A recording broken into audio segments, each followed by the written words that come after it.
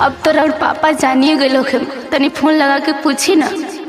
ए हमरा पापा के काहे टेंशन लेत रही, अभी फोन लगावतन। उठाव तो नहीं कर फिर से लगा ली। ए मर्द उठावा ना। पापा हो। बोला बोला। अरे पापा तारा दहेज पर तो पानी फेर देनी हो। वाह बेटा वाह, बड़ी निमर काम कइला। अरे बगल वाली गांव के लड़के से बियाह कर लेनी पप्पा। का अब तू जूता से पिटेबे बेटा। पापा कोई लेनी हम बियाह बाहो बाहो करो। छोड़ा लालो चमेली ना दहेज जनी तबाह करो। बोलो मेरे पापा।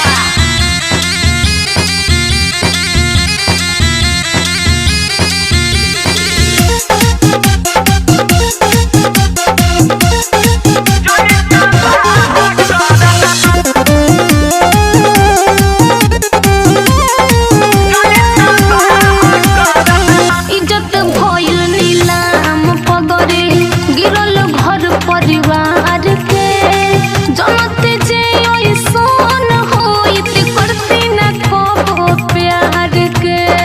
सब ठीक हो जाइए, एगो लड़का खाली होके देना। नती नतकुर हो जाई, गुस्सा चूर चूर हो जाई।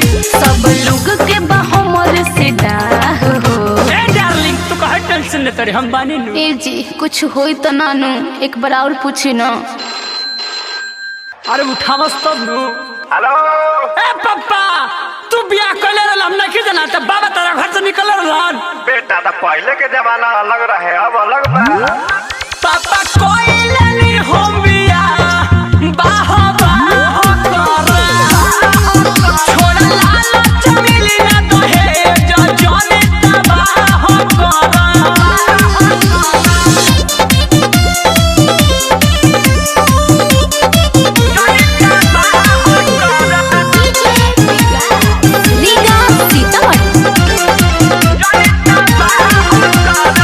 घर लेके चलो तू अपना ना तो फसर लगाइब हो। सख सहेली कहली फिर रे ताना ना सह पाइब हो। लबर बोल बे, तोरे चलते हम लेके भागनी अपना बाबू बने रहता कोई नहीं। हिस्सा ले हम सब खेती बाड़ी, रसिक के पारा भात लारी। ससीलाल काहे धइलो हाथ बाह हो। देखी बहुत विश्वास करके आइल बने, छोड़े ना नु एक बार और पूछ ली ना, हमरा बड़ा डर लागता। रुक कभी लगावत नहीं, रुक। ए मार दो बड़ी थिएटर बारे। का ए तू बार बार फोन कर दबा ना, मन मत आप जमीन में हिस्सा लगावा दा हमर हिस्सा। हमरा मालूम रहला बेटा तू ना लायक बारे। पापा कोई लेनी हम बियाह बाहो बाहो करो। हम बेटा होई तुहार तनी दाह करो। अच्छा ठीक बा बेटा, जब भगाइए ले ले मारे तो अपना प्यार के दुआर